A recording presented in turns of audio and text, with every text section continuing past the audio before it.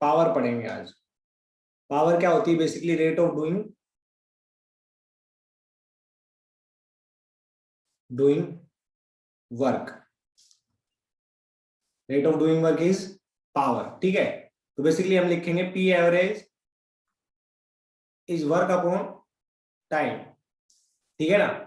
हाँ, मतलब मान लो कोई ब्लॉक है मास m का, उसके ऊपर आपने फोर्स लगा दी F और उसने डिस्प्लेसमेंट ट्रेवल किया d।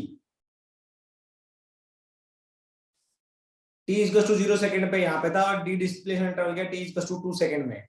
तो आप क्या बोलोगे कि वर्क कितना हुआ? F into D cos 0 degree, है ना, upon time 2 second, that is power.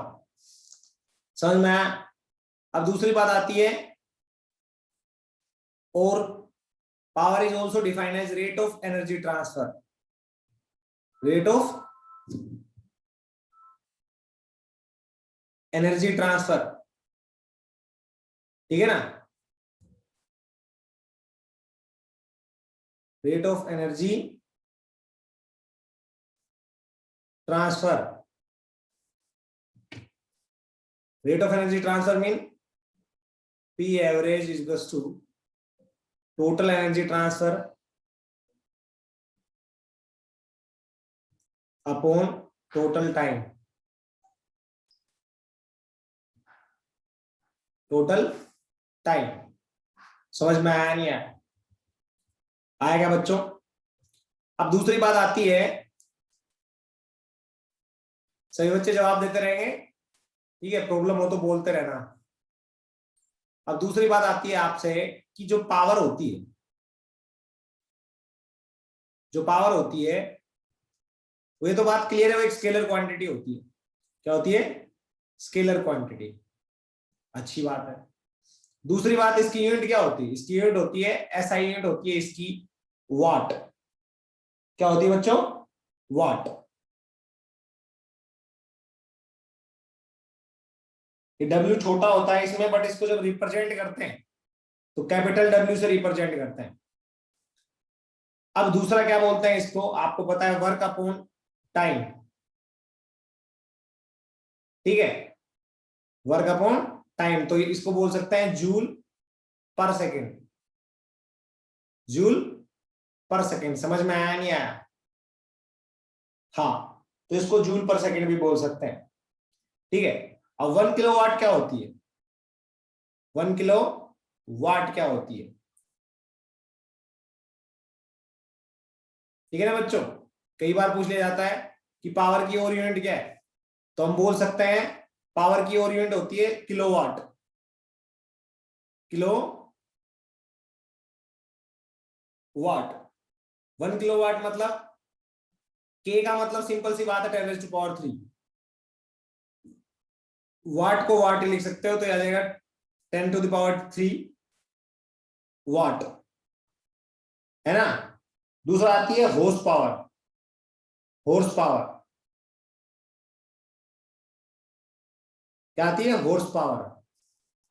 ठीक है, हाँ, HORSE, हॉर्स पावर। अब हॉर्स पावर का मतलब क्या होता है? ये 746 वाट के बराबर होती है। 746 वाट, और हम बोल सकते हैं 746 रिप्रेजेंटेशन में कैपिटल डब्ल्यू। ठीक है, हाँ, समझ में आया? आया नहीं आया? इसके अलावा जो बात होती है, 1 हॉर्स पावर क्या होता है? 1 हॉर्स पावर क्या होता है, उसके बारे में अगर आपसे कोई पूछे तो आप बोलोगे जब 1 किलोवाट एनर्जी 1 घंटे के लिए, 1 आवर के लिए ट्रांसफर की जाए, ठीक है ना, उसको बोलते हैं 1 किलोवाट आवर।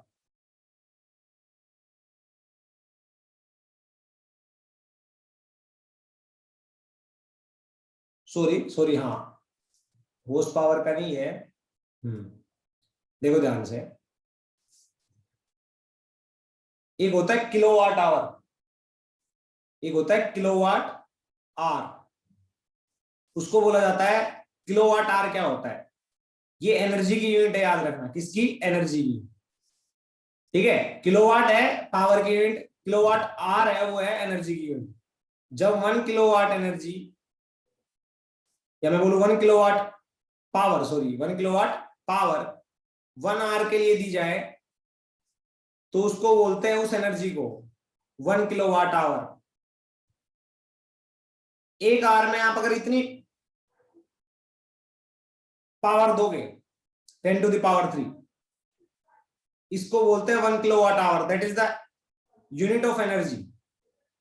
तो आर को आप क्या लिख सकते हो? 60 मिनट, 60 मिनट में 60 सेकेंड। सोल्व कर लोगे 3.6 मल्टीप्लाई 10⁻6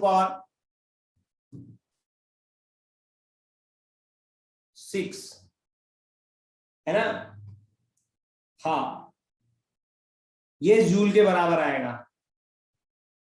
आया नहीं आया? हाँ, तो आपको इन चीजों का ध्यान रखना है बच्चों। 1 किलोवाट आवर किसकी यूनिट होती है? एनर्जी की। ठीक है, और किलोवाट किसकी होती है? पावर की। हॉर्स पावर किसकी होती है? पावर की। ठीक है ना? इन चीजों का ध्यान में रखना है, तुम्हारे से यही चीजें पूछ लेता है कई बार। ठीक है, अब आता है डायमेंशन फॉर्मूला।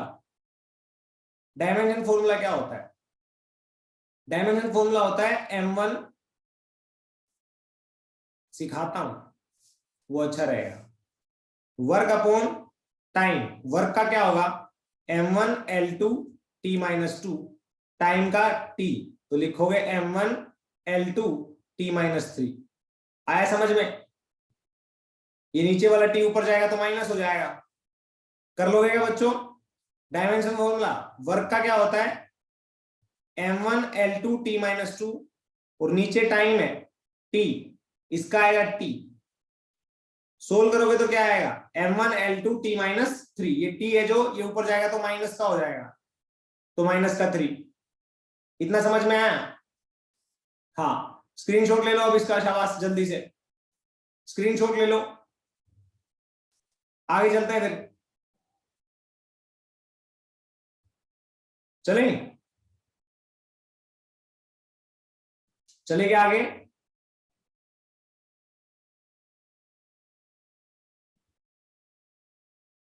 बच्चों एवरेज पावर का तो सीन खत्म हो गया, अब इंस्टेंटेनियस पावर की बात करते हैं। किसकी? इंस्टेंटेनियस पावर की। इंस्टेंटेनियस पावर क्या होती है ना? सभी के दिमाग में आता है इंस्टेंटेनियस पावर। इंस्टेंटेनियस पावर होती है बेसिकली वहां पे आप वर्क बाय टी ना करके इसका डिफरेंशिएशन कर देते हो, क्योंकि आपको हर जगह पता होता है कि जहां पे इंस्टेंटेनियस की बात होती है वहां पे स्मॉल टाइम इंटरवल लिया जाता है ना? और small amount of work done होगा अगर स्मॉल टाइम इंटरवल में ऑब्जर्व करोगे तो हम लिख देंगे instantaneous power is basically, average power को क्या लिखते हैं? एवरेज पावर को क्या लिखते हैं? Del W by del T, limit, ये तो एवरेज हो गया। इसमें क्या कर देते हैं हम? कुछ चेंजेस कर देते हैं। कैसे? वो देखो, limit del T tends to 0, तो ये क्या बन जाती है? क्या बन जाती है? Instantaneous power. समझ में आया ना? इसको क्या लिखते हैं फिर फाइनली हम? P instantaneous is basically dw by dt। ठीक है ना? हाँ, तो कई बार आपसे पावर भी दे दी जाती है और वर्क पूछ लिया जाता है बिटवीन टाइम t1 से t2, तो आप क्या करोगे? आप लिखोगे dw is to p dt, integrate from t1 to t2। Total work निकाल लोगे या नहीं निकाल लोगे बच्चों? निकाल लोगे ना? समझ में आया ना? तो कई बार पावर दे दी जाएगी instantaneous power as a function of T. यहां पे पावर क्या दे दी जाएगी? As a function of T. और आपसे पूछ देंगे, बोल देंगे t1 से t2 टाइम के बीच में बताओ वर्क कितना हुआ।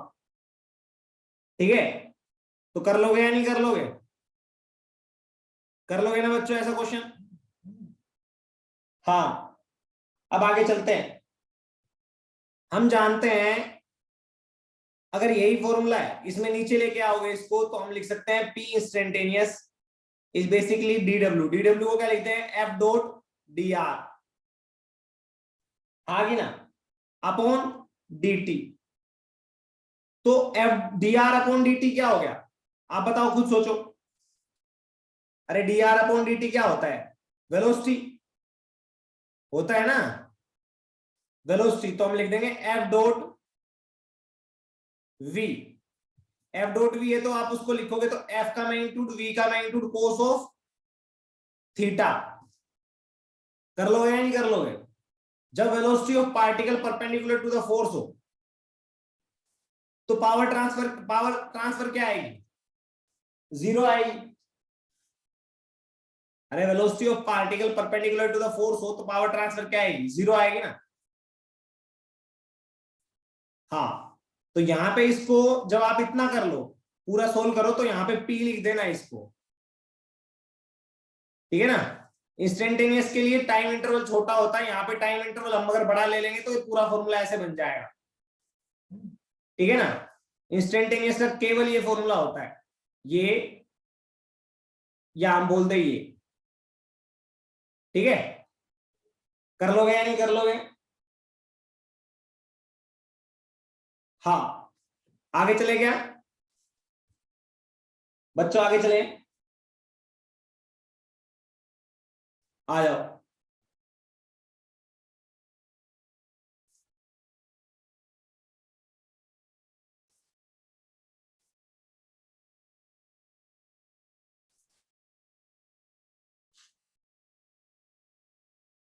चले चलो एक क्वेश्चन करते हैं बच्चों ठीक है। हाँ लिखो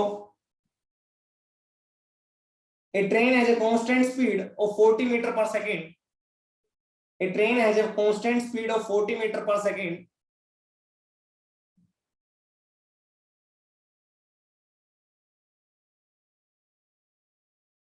On a level road against resistive force of magnitude 3 multiply 10 raised to power 4 Newton. Against resistive force क्या करती है अपोजिट डायरेक्शन में लगती है मोशन के of magnitude resistive force of magnitude 3 multiply 10 raised to power 4 Newton. Shubham मान लो ये train है ये इस डायरेक्शन में चल रही है 40 मीटर पर सेकंड से। A train have a constant speed of magnitude 40 meter per second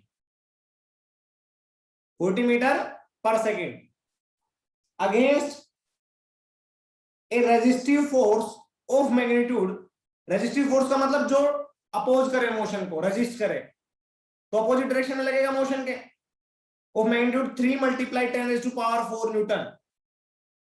अब समझ में आया Shubham.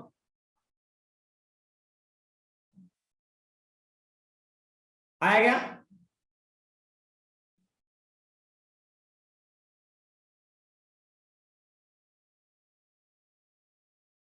now find the power of engine find the power of engine power of engine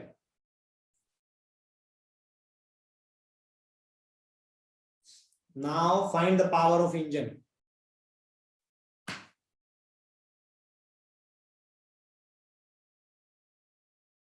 बताओ शाबाश।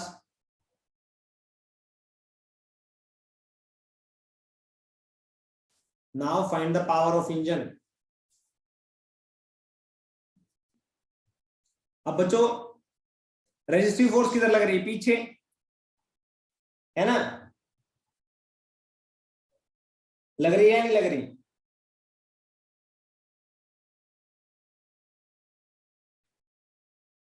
लग रही है ना। हाँ तो इंजन किधर फोर्स लगाएगा इस फोर्स के अगेंस्ट काम कर रहा होगा इंजन देखो कांस्टेंट स्पीड से चल रही है, इट मींस इसके ऊपर इतना रेजिस्टिव फोर्स लग रहा है, तो इंजन इतनी फोर्स आगे लगाएगा, force applied by the engine, F engine, तभी तो कांस्टेंट वेलोसिटी से चलेगा, वरना ये रुक जाती, हाँ कि ना। तो इंजन की फोर्स इधर लगेगी, अगर रेजिस्टिव फोर्स पीछे लगेगी तो हमें पावर ऑफ इंजन कैलकुलेट करनी है, तो हम लिखेंगे power of engine is basically force into velocity. तो फोर्स का मैग्नीट्यूड, वेलोसिटी का magnitude into cos of displacement भी इधर ही है 0 डिग्री, तो आएगा फोर्स आ गया 3 मल्टीप्लाई 10⁴ मल्टीप्लाई वेलोसिटी क्या आएगा 40 मीटर, तो 120 मल्टीप्लाई 10⁴ वाट, समझ में आया। तो 1.2 megawatt.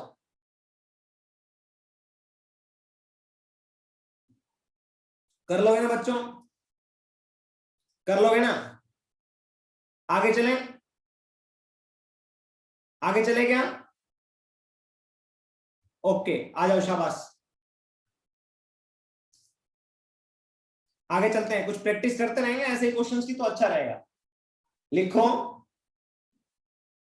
A machine gun fires, a machine gun fires, a machine gun fires 240 bullet, 240 bullets per minute,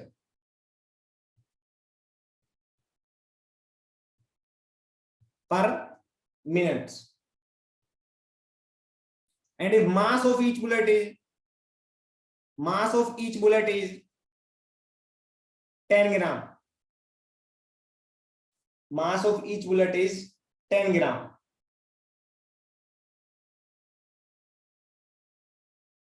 and the velocity of bullet is 600 meter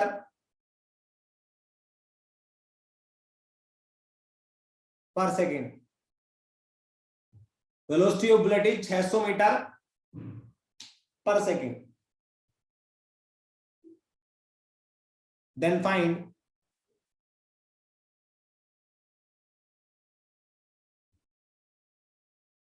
power of gun. Feel के साथ करना वरना फील नहीं आएगी इन पावर के क्वेश्चन में। वैसे इन questions की यही कमी रहती है, बच्चे स्टार्टिंग में फील नहीं रह पाते, बस फॉर्मूला फॉर्मूला जोड़ने की कोशिश करते हैं। पावर ऑफ गन मतलब ये गन है हमारे पास, मान लो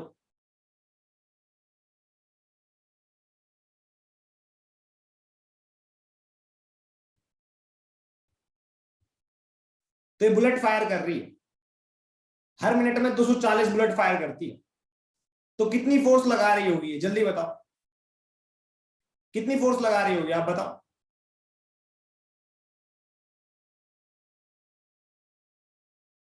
बताओ शाबाश।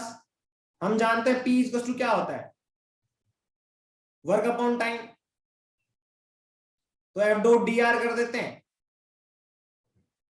अपॉन dt कर देते हैं। अब F लिख दोगे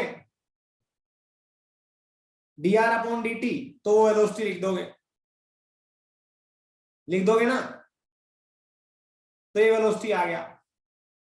अब फोर्स को आप ये बताए थीटा तो क्या है 0 डिग्री, तो आप लिख दोगे एफ वी।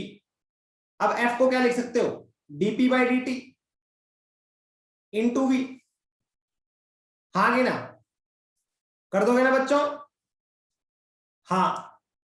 तो power is basically number of bullet कितनी पास कर रही है, एक बुलेट अगर फायर होती है तो कितना मोमेंटम लगाना पड़ता है, मतलब चेंज होता है, तो मैं बोलूंगा एक बुलेट मतलब mass of bullet into velocity of bullet.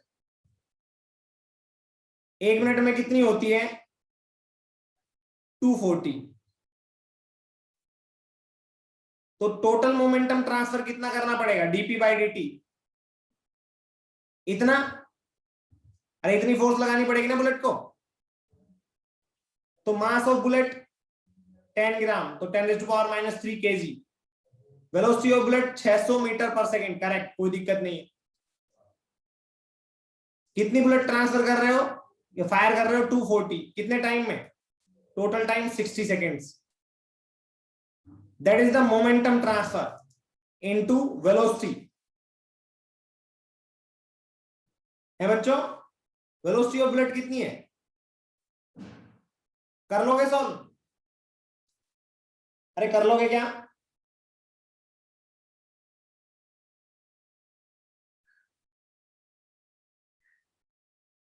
कर लोगे ना? Total momentum transfer per unit time is basically force. Total momentum transfer per unit time is basically force. तो ये तो फोर्स हो गया।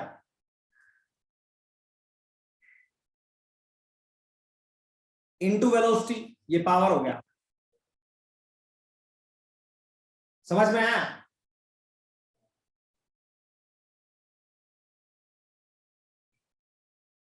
बच्चों आपको भी पता है ना, एनएलएम में पढ़ा था F equal to DP by dt होता है, या del P by del T. तो जब ये फायर करेगा तो कितना मोमेंटम होगा इन बुलेट्स का? है बुलेट्स का मोमेंटम टोटल इतना होगा पर यूनिट टाइम चेंज, तो उतना ही तो गन का होगा। ये मोमेंटम कौन ट्रांसफर कर रही है? गन ही तो कर रही है, गन ही तो फोर्स लगा रही है इस पे।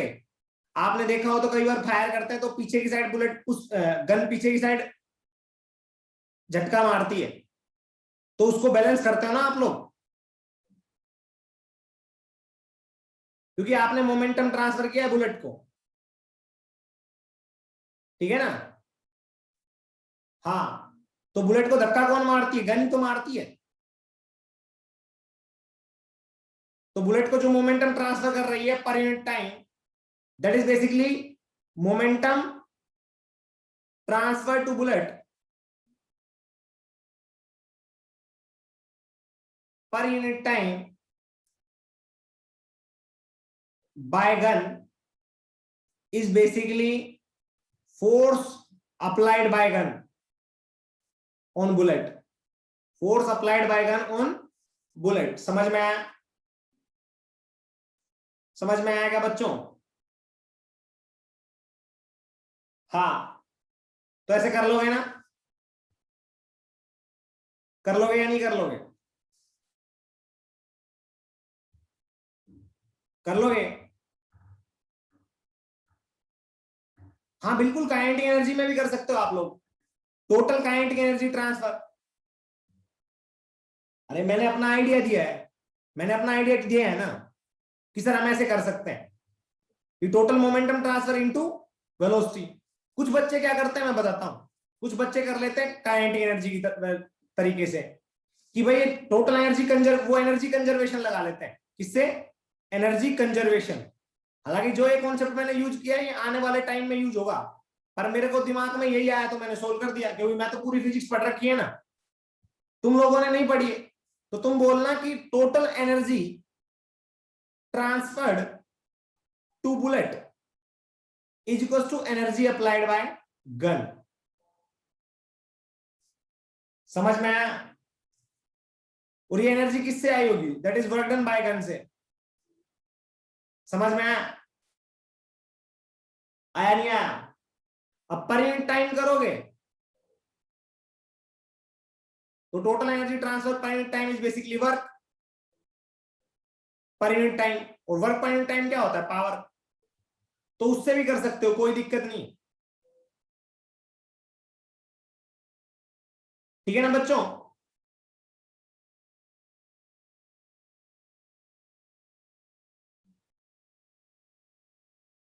कर लोगे ना? हाँ पक्का कर लोगे?